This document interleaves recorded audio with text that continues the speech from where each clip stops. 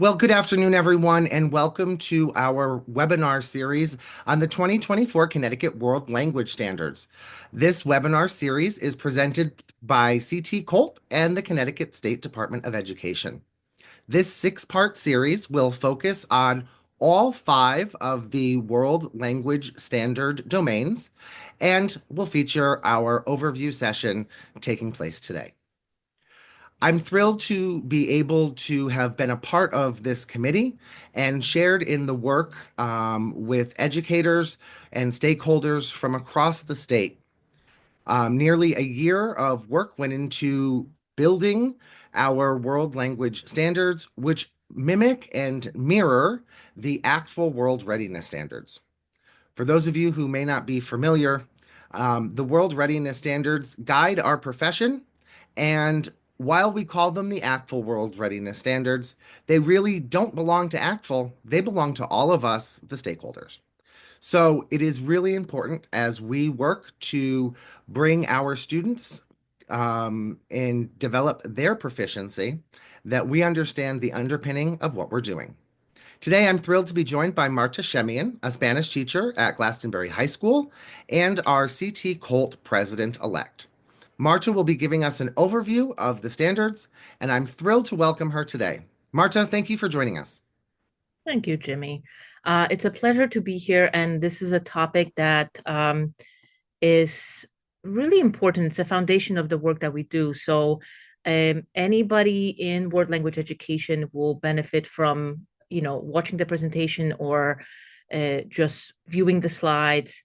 And I do invite you to check out each of the segments that will follow each Wednesday. They will be recorded, and you can watch them at your leisure time.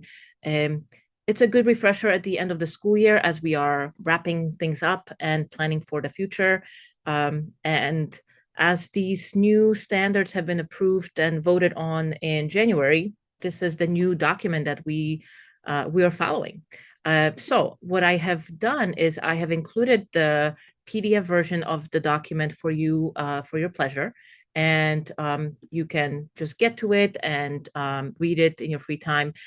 But this graphic is really, really the key to sort of understanding the standards.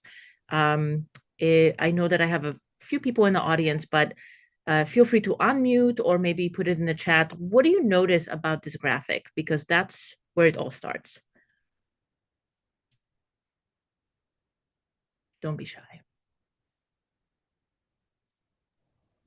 Well, Marta, I'm noticing that all of these rings or C's, as we might see them, are interconnected. That is really the key, the interconnectedness. There, we don't know where they start and where they begin, and while they have different colors, you can kind of almost see that they connect in such a way that they kind of flow, right? So What it's I put in the chat, but I don't know if it was clear. I think for me, communication is the one that comes to mind so quickly, and it's easy to forget the other four, but they all seem to be of equal importance, which I think is pretty cool. definitely is the same size. There's no emphasis on communication. It's not bolded.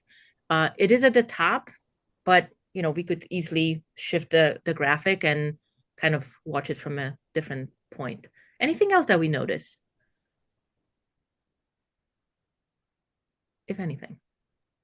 Okay, I just noticed this for the very first time, and I've been teaching this content area for so long. But the loops in this logo are actually C's that represent each of the five standards. They are Cs, which is wonderful, right? Because they used to be like the interconnected rings, right? So Yeah, it's much more visual. yeah. I like this one better, frankly. Yeah, it's not, and most of us have it in our classroom. It sort of sits there. I would encourage you to maybe when you start your year with students next year and you're talking about proficiency and why, what are you doing, maybe show them this graphic and ask them the same questions, right? Because that is truly the foundation of our work. What I also see is world in the middle, and we're doing it for the real world kind of application, right? We want students to enjoy languages. We want them to use them. It should not be just a topic that we have, for a block or a period for 4 years. So absolutely. And as we're going through this presentation, we need standard for a reason. So why do we need standards? What does it help us with? And think about your day-to-day job. And again, feel free to unmute. We have a small crowd. Might be easier than the chat.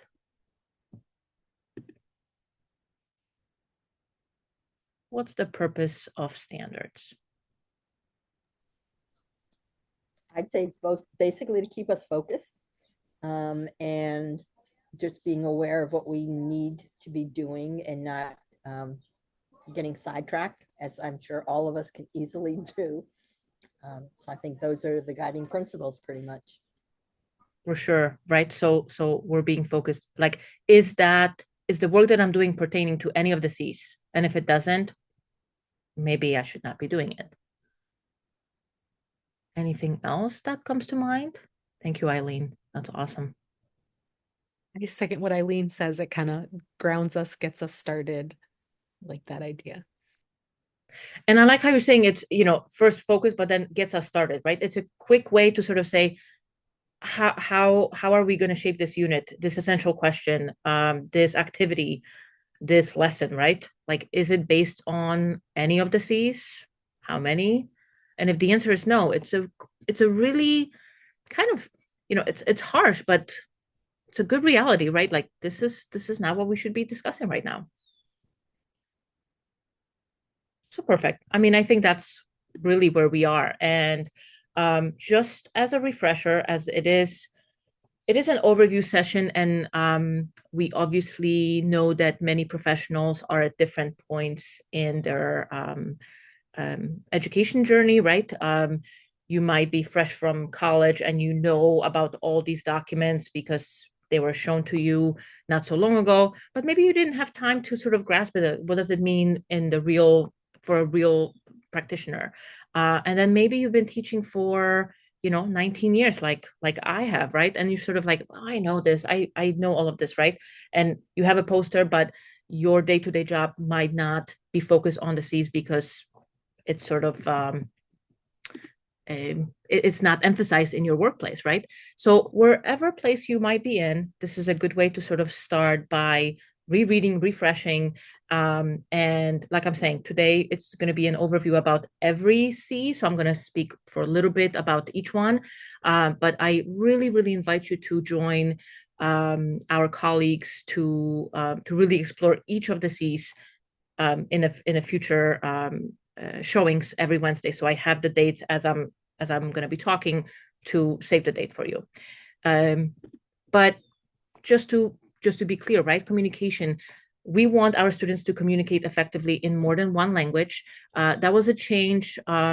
Initially, it was a second language, but we definitely discovered that many of our students already came knowing a different language, and the language that they were studying in the classroom was a third or a fourth language, right? So we wanted to precisely indicate that. For our cultures, interact with cultural competence and understanding. For connections, connect with other disciplines and acquire information and perspectives through the language. For comparisons, develop insights into nature of a language and culture in order to interact with cultural competence. And last but not least, communities. Many times the forgotten C, right?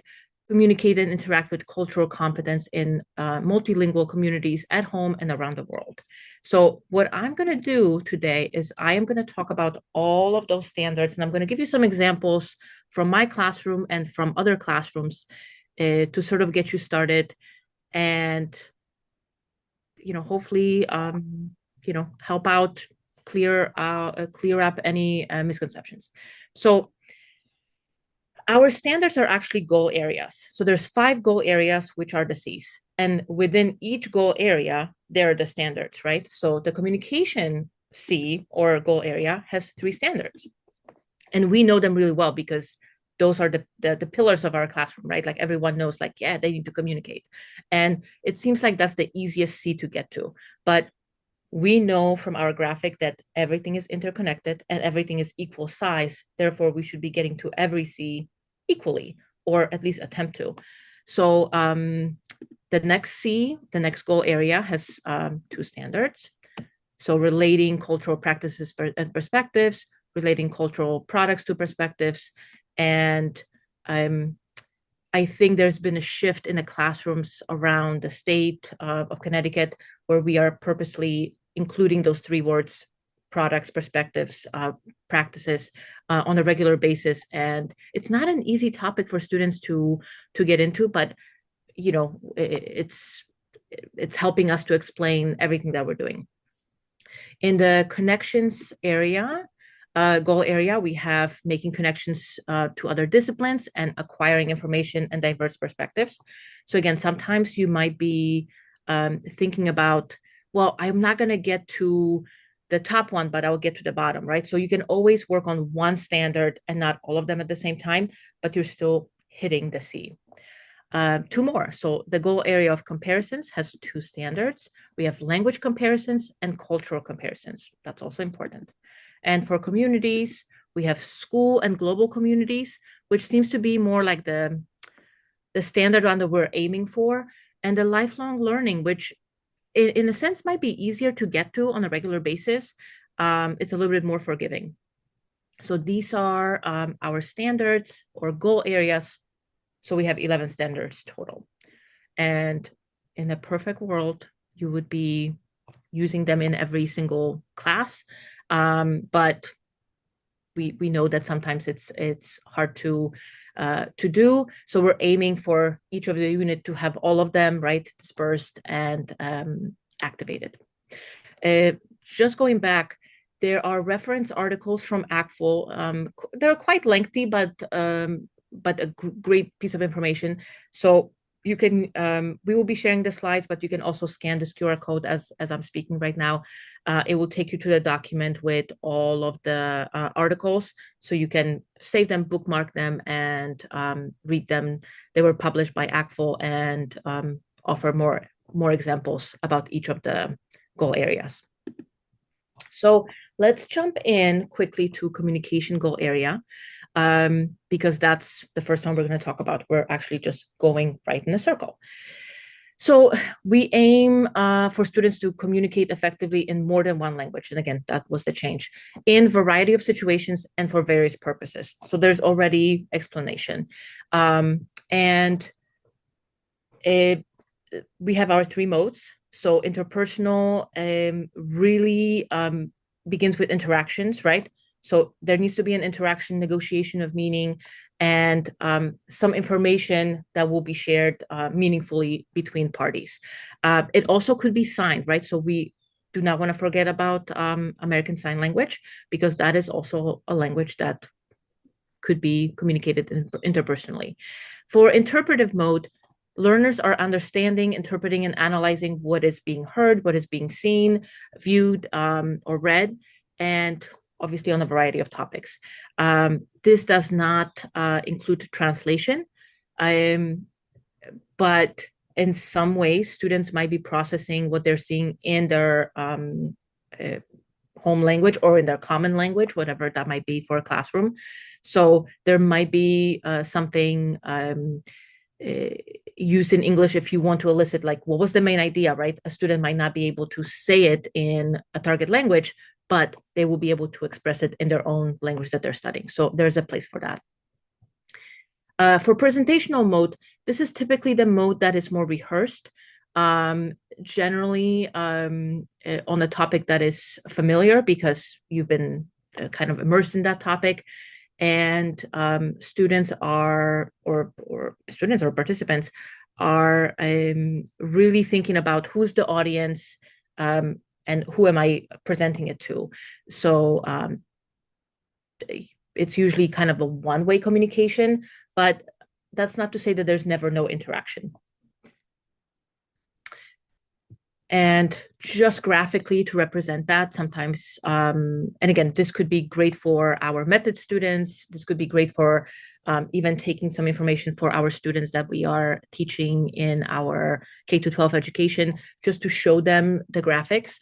and some key points, right? So interpersonal has to be spontaneous. It cannot be a skit that we memorized and we're just gonna, showcase, right? That's not what we are going for. It could be between two people or more. And again, it could be spoken, written, or signed. So that's really important. Interpretive has no connection with translation. It has to be showing comprehension of the language, of the images, and also of cultural practices, right? So a movie with no sound could also be an interpretive activity. And presentational, that one-way communication could be spoken, written, signed, and often it's more polished because it has been edited and rehearsed, and generally that's how we prepare for presentations. So hopefully I'm not going too fast. Recently, ACTFL has revised the proficiency cone, so it's looking a little bit different, but the gist is the same. And I use it every year with my students to talk about, what does it mean to be at each proficiency level? We talk about what proficiency is, and they notice immediately that novice part of the cone is rather small, right? So that's the reason why we progress through that level quickly. And then as we go to the higher level, the cone kind of expands, right? And it's harder to get to that next level. And that makes sense visually. So that's a great visual for to use with students, with parents, with with other audiences as we are explaining the work that we do day to day. And in addition to the guidelines, ACTFL also posted this kind of acronym that that helped us sort of thinking about proficiency, and that was the FACT, right? So function, accuracy, context, and content, and text type. There's been a lot of discussion about language functions. I'm going to say in our school system, but I think in Connecticut in general. And when we think about proficiency, and that's the work that we are doing, the function is the type of communication that students engage in, right? So it might be a paragraph or, that would be the text type. The function would be, can you ask questions? Can you recommend something? Can you give an opinion? Can you describe something? Can you tell me a story? So these are the functions of a language. Accuracy, again, as we go up in the scale of proficiency, we will expect more. And we cannot expect 100% accuracy at the novice level, although many of our novice students will be parroting, right, or kind of mimicking what we are saying. So their language will be much more accurate, but we will expect a little bit less from them, right? The words and memorized phrases. But the accuracy definitely falls down once we get to the intermediate level. Students make more mistakes. They're more, taking more risks, right? So that language will not be as accurate. So we always have to pair up our expectations of accuracy, not to perfection, right? And then we have the context or content. What is a situation that students are in, right? And sometimes, it's hard to give students that are in elementary school saying like, oh, you're getting a job and you're being interviewed for a job. They will be like, I don't even know what the job is, right? And then same with our high school students, right? Sometimes if they're in a introductory course, they might be learning about the context or content that is just not their reality, and therefore they're not going to be engaged. And lastly, the text type, the last piece of the FACT is the length and complexity of what we're using. So starting with words, chunks, paragraphs, kind of a completed chunk of language. So again, we want to think about what is appropriate for our audience as well, and how does it connect. So just to drive this point across, in our classrooms, we cannot truly assess proficiency because that is already a space that has a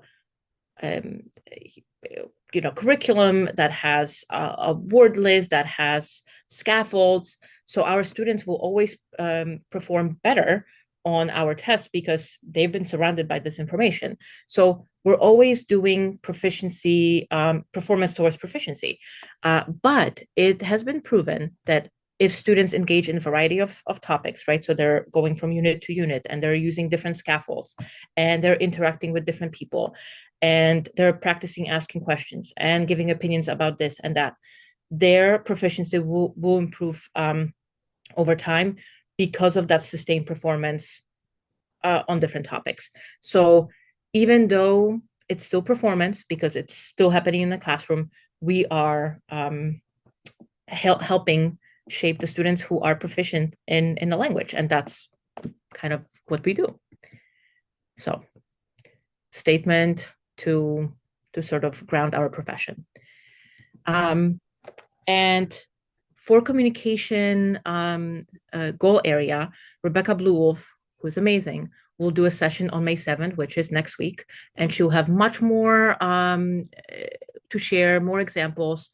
So I highly encourage you to sign up for that, join, or watch the recording. So that's an amazing thing. And again, communication standard or goal area has been the one that I think world language teachers embraced really quickly, and it's like, that makes sense, right? We want to do that. But she will still have some great ideas to share with you. So do not miss it. Now let's move to cultures. And I wanted to share a personal story, but I think cultures is the easy one that we jump to for C's, right? It's the cultures. But I think really important one for students, especially nowadays. So we have two standards: relating cultural practices to perspectives and relating cultural products to perspectives. The key word here is perspective. And we're trying to make sure that students understand that the people, the cultures, the realities that we are talking about may be different than ours. They're still valid. There's an explanation for that. And it's worthy of discovery, right? Because if you don't understand something, you can ask questions.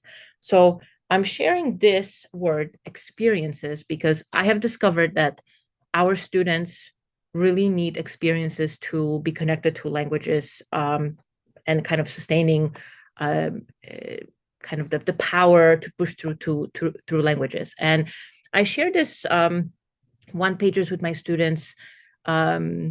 Basically every year I update it. I kind of switch it up, and it works for novice learners. It works for upper learners because I can just change a few things with words. But basically it kind of shares my story of how I became the Spanish teacher that I am. And for me, and I just wanted to share that, Spanish became a language of love rather than a language of necessity, because I had to learn English when I moved to the United States as a 17-year-old person. And it was not my favorite. It was difficult. And it sort of was like the language of transactions, right? You need to make a phone call, you need to speak English. You need to go to school, you need to speak English. But I started hearing, because I was lucky enough to attend 2 years of high school still in the United States. So I got to experience a little bit of high school. Many of my friends who were also in, ELL classes at the time were Hispanic or Latino. So again, varied people from Ecuador, from Puerto Rico, from Colombia, from Honduras, and I was hearing that language, and it sounded beautiful to me, and that really pushed me to start self-studying Spanish, and asking them questions like, what do you do? How do you do it? Let's go to this restaurant. Oh, they invite me to their house. They became my first friends here in US, and really a safe space. So Spanish became this language of love for me because there was no pressure. It was no transaction needed, right? It was just like, if you want it, here it is. And I share this story with my students every year because on their journey, Spanish, because I teach Spanish at the high school, it might not be that language for them, but there is a language waiting for them to be kind of experienced in such a way. So just a kind of sidetrack, but for me, the cultural goal area is all about experiences. And when you ask students, like, what have you experienced, as you learn Spanish, right? Because many of them have taken Spanish in middle school, or maybe some lucky ones, right, in elementary school. Because of COVID, and again, we're still dealing with some impacts of COVID. Many students kind of just say like, it's been kind of boring, right? Like we haven't been on a field trip, we haven't been on exchange, we haven't been here. And those experiences with people are really crucial, right? And you will notice things that otherwise, even if I tell you about it, or if there's a textbook or a movie, it might not be as impactful, right?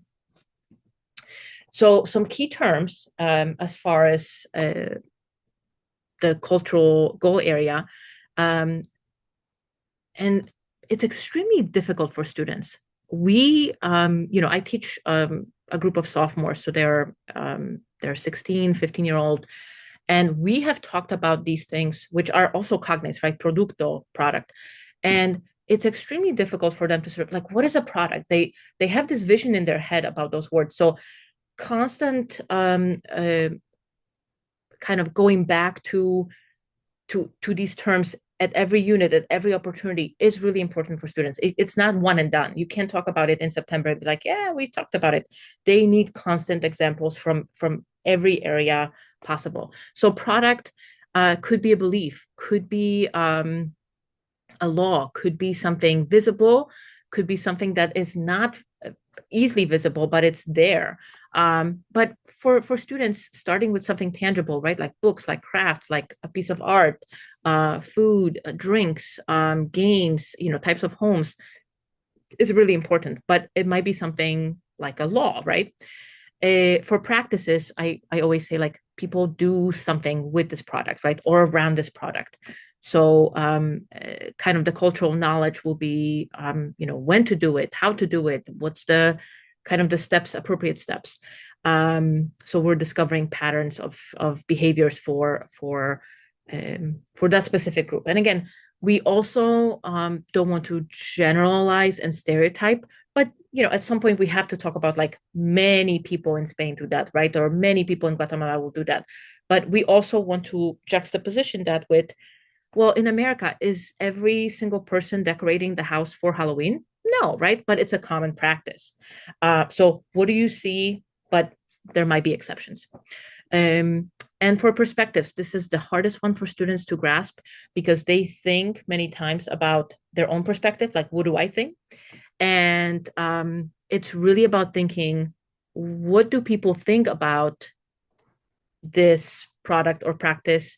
What is the belief behind it, right? So for me, the good shortcut has been for my intermediate kind of lower students to say something is important for this group of people, right?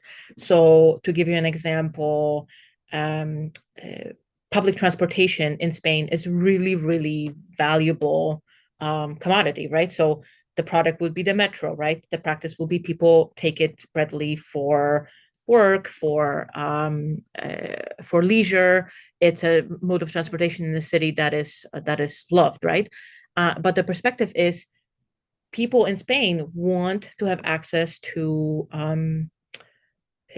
transportation that is accessible, that is affordable, and that is safe, and they demand it, right? It's important for them.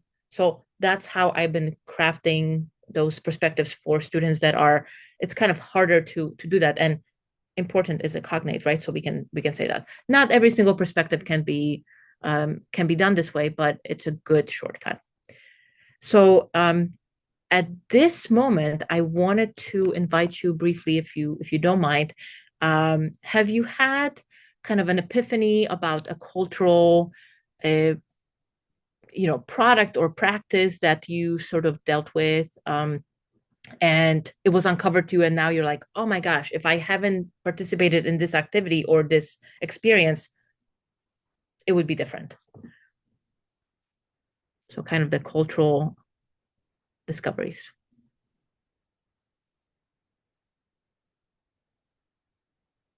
And don't be shy, you can unmute. And we can have a couple examples. Hello, can you hear me? Yes. Hi, this is Tian, the Chinese teacher. Hi. Hi, Stephanie and Jimmy. Nice video. It's bring me to my memory that we have a learning unit which is about animals.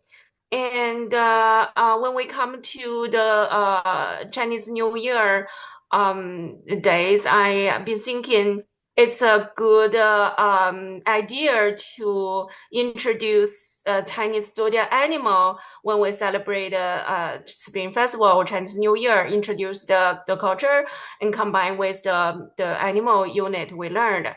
I would say this is a great practice or cultural practice or learning content for the students to really get immersion in the culture, and they can build up their vocabulary when naming those animals. So even the first level, the beginner of the Chinese learners, they really benefit and they really engage in those activities when we combine the culture in this lesson. That's Thank you. wonderful. And animals is a topic that is almost always engaging for students, but definitely for younger students, right? It's a topic that if you connect, Yes, they will be more engaged, and it will make sense. right. So any other insights as far as and you can kind of think about how did you explain something to students that you know so well? Because that's what I'm discovering. If you have traveled to a place, right, you can say like, oh, if you're there, this is what you're going to see, this is how you're going to feel. And our students look at us like, what are you talking about, right? Like, what, why are you so passionate or so into what you're saying, right? And I'm just going to say something about Spain again, because again, Spain is something that I know, rather well. Just the idea of sipping on coffee in public place. It doesn't have to be a plaza, right? It could be just a little cafe. It's just a way of life, right? Which does not happen often in our life, in United States. And again, in some places it might. You have that to go cup, right? You'll be driving in the car, and that's the normal life. And it should not be a luxury, right? But that's a way of life that's different. And unless you've experienced that for a week or two or a month, you're always kind of stuck in only one way of life, right? So it's always good to expand. Marta, I had a similar one about coffee, how in Italy, you often see folks drinking coffee standing up at a bar stand, and I remember finding that so fascinating that you don't sit down. It's kind of like part of your day. You just go and quickly drink and go. And if you do want to sit down, often that costs extra money. So it's just a part of this quick get your coffee fix and move on type of style. But at least you're not driving, right? It's not like you're rushing. You're taking a moment standing to enjoy it, right? Yeah, I should clarify. It's not the rush mentality. It's more like it's a part of my day. I have to drink it and move on. Yeah. Right. I just wanted to say that when I lived in Argentina, or when I studied in Argentina, rather, mate is bigger than coffee. And I would go on the bus and people would be passing around the mate gourds to drink. And one of the things I love most about going traveling is to go to the grocery store and see what groceries different cultures prioritize. And instead of having rows of coffee like we do here in Argentina, it's shelves of mate. That's great. So lucky. And again, and also discovering, letting students discover that each of the countries that we can feature in our units, and it doesn't apply only to Spanish, right?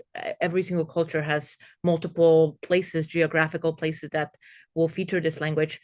That there's variety, that there's going to be differences because of geography, what's available, and also kind of the interchange of ideas, right? So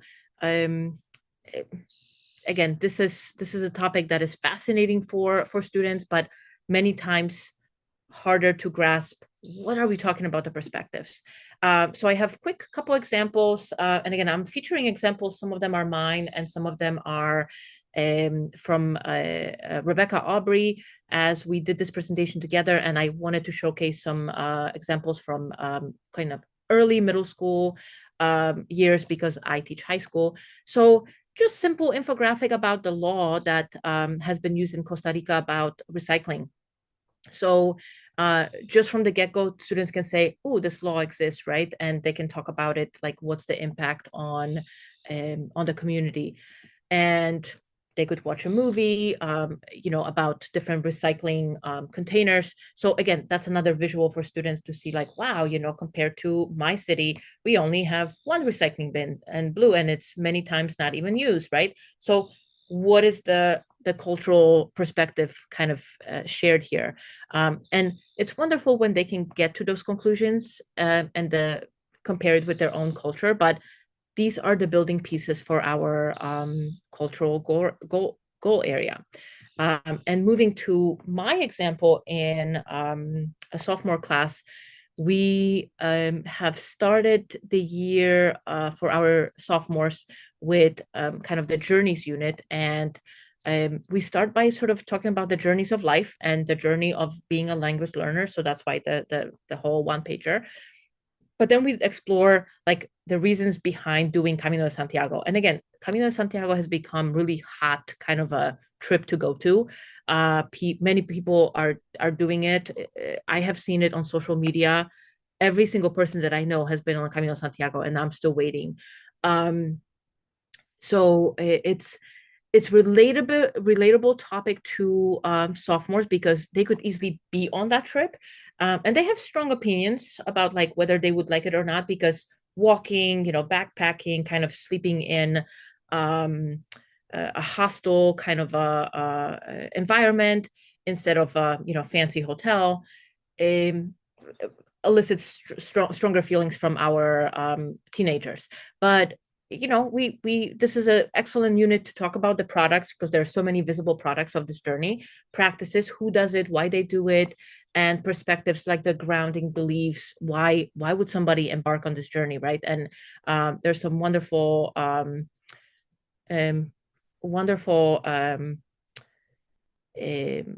of media right now, videos, posts, because again, everyone has been a lot of people have been on this journey. So I'm just sharing kind of a snapshot of assessment that we've included for students, and it was testimonies. So from an authentic website from Camino de Santiago, we screenshotted testimonies from different people, again, from different parts of the world that have completed Camino de Santiago. And again, in the spirit of IPA, we did a reading assessment and speaking assessment and writing assessment about the Camino de Santiago. So for the reading portion of it, they were required to go through some of the testimonies and sort of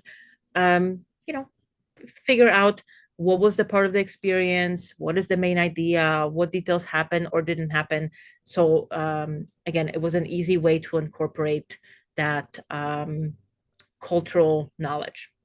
So again, anything that you might find like, oh, I would like to know more, you can email me and I'm happy to share more, because again, these are just screenshots and it might not be as helpful.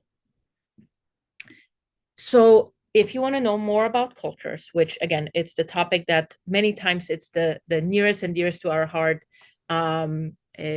because it's so engaging. Lori Langer de Ramirez will be doing the presentation on May 14th. So again, it's the following Wednesday, same time frame, and it will be recorded. So you can definitely do that. So let's move on to connections goal area. And again, I'm watching my time. Each area is a little bit quicker. I find the C's to be a great advertisement for word language to be relevant for all students and for all schools and for all communities, right? So when we study language, we make connections. We connect to other disciplines, many times to sciences, many times to history, and we acquire different perspective that otherwise it's not available. So that's the strength of our program. And we will be making connections with other disciplines, but also acquiring information and diverse perspectives from different cultures, right? So again, when sometimes you are faced with the challenge of like, I can't do this, but you have several, you generally have two standards for each of the goal areas. So you can choose one and sort of say, I can do this really well, and that's okay, right? And again, you're striving to do to hit all the standards, but sometimes we have to pick and choose what's the best at the time. So an example I want to share with you as far as connections is from our junior unit. So these are Spanish 5 students, generally intermediate, mid to high students. They have pretty good language proficiency, lots of vocabulary, and they also have had some credits in history. So they have an understanding of the world, better than maybe a elementary or middle school student. So in this particular unit, they are trying to make connections about impacts of U.S. interventions in Puerto Rico. So we are reading the story that has been written by a Puerto Rican writer who then moved to Mexico and sort of detached himself from being a citizen of the United States and Puerto Rico by that standard, and really was writing stories that were focusing on Puerto Rico as kind of a place where a lot of injustices happen, right? So we start by this perspective of who is the author and, what does it mean for like what kind of content will we have? But the story is about a young man who goes to Korea War, and because it's a military draft situation and he has no choice because he is an American citizen in Puerto Rico, he gets sent to war, and he dies. And unfortunately, his body is returned in a small box because there are only remains, and his mother receives that box, right? So there's letters. There are 2 letters kind of saying that he was missing, and students kind of explore the story with the historical perspective, but through the story they learn, wow, okay, there was a point in time where in United States you were called to war because you were 18 or you were a male, or you were at the right time, right? And you didn't have a choice, and that changed because of many reasons. So there were several wars that used the military draft, and they had no idea about it. Because we lived in a different reality, it was never on their mind. Additionally, they gain a lot of perspectives on like what does it mean to be a citizen of Puerto Rico, a citizen of U.S., and what are some laws and some rights that people from Puerto Rico have that just by the sheer number of people from Puerto Rico and Connecticut, you would think that they would be interested in knowing that, but they just don't have that information. So this story is a great way to sort of talk about, okay, what is the reality of how Puerto Rico became a territory, and why is it still territory, right? Would it become a state? And all those particularities. So using story for connections with real history is a powerful model. And again, this little screenshot here is us processing the main themes of the story. And again, students would go into the story to find quotes and examples to kind of illustrate each of the 4 themes that are, help of community, like how does it show in the story? And here are the quotes. So that's wonderful. And another example from Rebecca, this time from 6th grade, is, and again, environment is a great topic for them to get engaged. So They could be reading infographics, watching videos about pollution, and again, that will be the connections to science that they would be making. Again, I'm rushing through this, but again, I am inviting you to make time to see our experts, and this time it will be with Jessica Haxey. That will be on June 4th. So that will be the last session that we have from the series. Same time, same place, and it will be recorded, and she will have many more examples of connections with some great examples. So for comparisons goal area, we're nearing the end. We are looking for language comparisons and cultural comparisons. I find that for language comparisons, many students will need their first language. And for cultural comparisons, it's easier to do it in the target language. But both of them are equally important. I think many of our novice students will quickly kind of see like, oh my gosh, what is a cognate, right? The el versus la in Spanish. These are good, any notices, whether it's in English or in Spanish or in French or in, Russian, is important and it's valid, right? But you could plan those experiences and kind of shape it this way. So going back to this recycling program and in Costa Rica and sort of making those comparisons, you could ask students to watch this video and make a chart about what do we recycle in Costa Rica, what do we recycle in US? And they will quickly see, wow, we don't have a lot of items on the site of US. And then you can start wondering why, right? But it's just a simple way of comparing, right? So that's one of the examples that I wanted to share. And from my classroom, I wanted to share a unit on, the bigger unit is sustainable cities in Spain. But as we are exploring this unit, we focus on UN SDG number 11, which is communities, sustainable communities and cities. And within that number 11, there's many indicators, just like we have in our goal areas.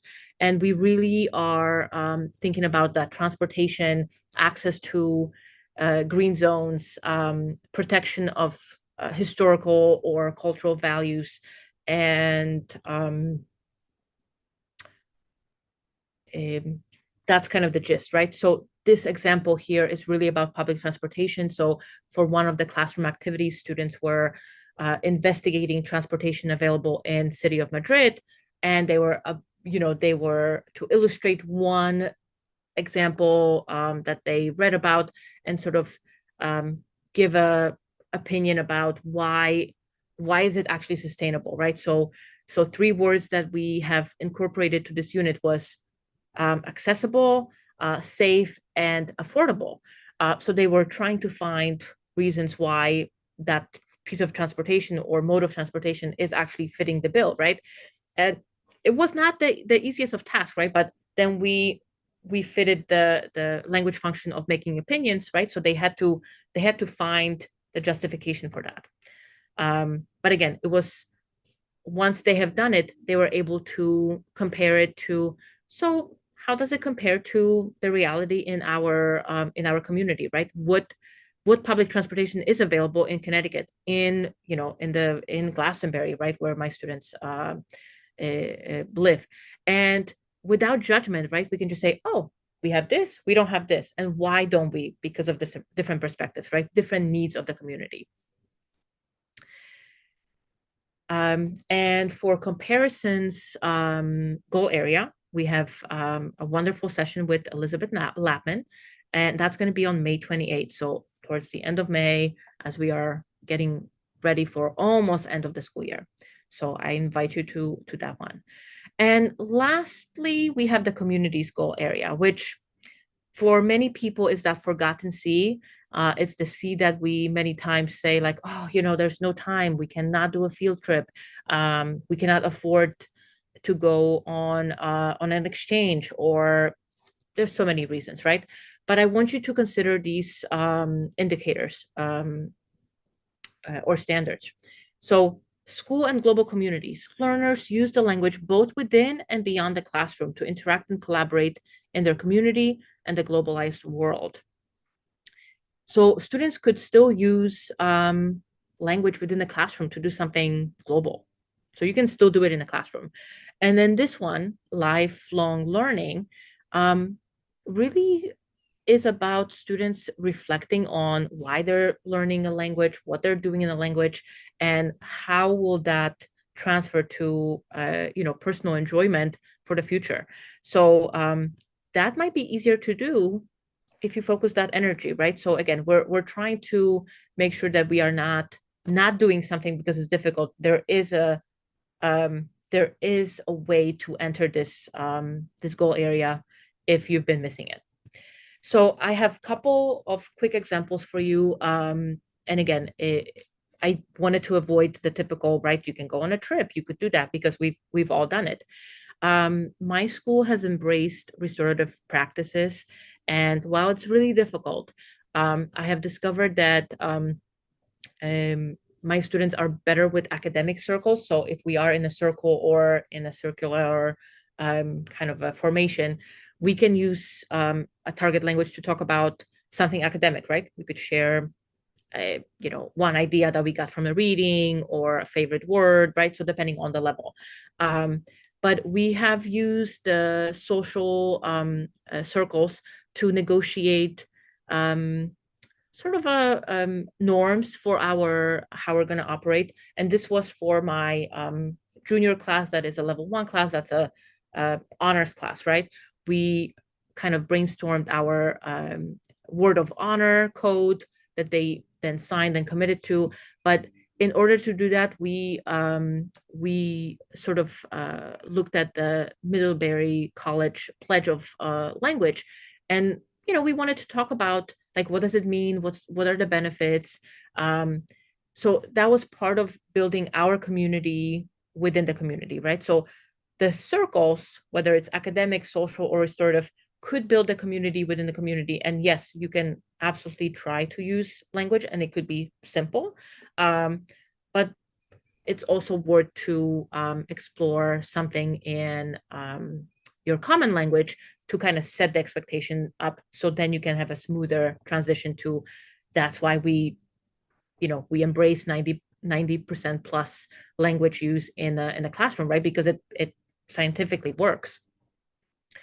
The second example I have for you is a project that I also did with the juniors, and it was sort of an attempt to do something real life Spanish kind of after school, right? So it was a project that they basically did outside of the classroom, almost like a homework activity, and it was based on culture. So students were given this document in Spanish, and we also had an English version. Sometimes for directions, it's important. And you wanted to participate in something meaningful to you. So again, lifelong learning. So there were many options, but there was a exposition in New Britain Museum of Art of artist with the last name Favela. And again, we kind of looked at all the options that were available during that end of December timeframe, and we gave them those options. Like, there's a screening of this movie, there is this exposition in this museum, and they didn't have to choose it, right? But if they wanted to do something outside of the community and sort of go and explore, they could. And they could also get a movie from available on Netflix, or read a book, or listen to a podcast. So everything was available. This student, who I have the example from, listened to Radio Ambulante podcast, and it was about like the memory and the cultural values. And one of the products from this activity was to create a museum exhibit, basically, of whatever you did. So some people did it in a form of something tangible, like put items in a box, but many students chose the digital route, which was kind of a slideshow, and some students used one slide with 5 elements. This particular student, you can see that she used a slide for each of the elements, and it was just wonderful to see, like, they've experienced a podcast, which was a listening activity, but they came up with some tangible products that represented their experience. And again, it's just another way to sort of look at um, the the standard of communities that students can do without traveling or investing too much money. And look at this. I missed that one. I'm gonna uncover that. I was doing something creative there. Trudy Anderson is amazing when it comes to talking about communities. So I promise you, if you attend the May 21st session, you will know much more about communities and what you can do. And even if you already are pretty good at community standard, she will teach you something that you didn't know that you wanted to know. So that's going to be May 21st session, and that's session 4 for us. Again, we're kind of going in a circle, but depending on availability of our guests, we have them available. So that is it for me. And I wanted to finish with this graphic, which comes directly from the PDF that I shared at the beginning. It's a different way to sort of look at all the standards. You have them in one slide. It might be a good one to just print and keep in your folder and look ever so often, because it's organized in a different way, but also very familiar. So I thank you for your attention, for your participation, and I'm going to stop sharing. And I invite you to really embrace the other presentations that are upcoming, and to just revisit your practice and see how can you better incorporate all the C's into your work with students. So thank you. Well, thank you, Marta, for your presentation. I think you did an amazing job making this digestible for everyone, and giving us all a little bit of a teaser of what we can look forward to over the course of the next 5 weeks as we do a more in-depth dive into each of those 5 goal areas. As Marta said earlier, those webinars will take place over the course of the next 5 Wednesdays at 4:30. And we encourage you to register for them. And with that, I wish you all a wonderful rest of your day. Thanks for joining us.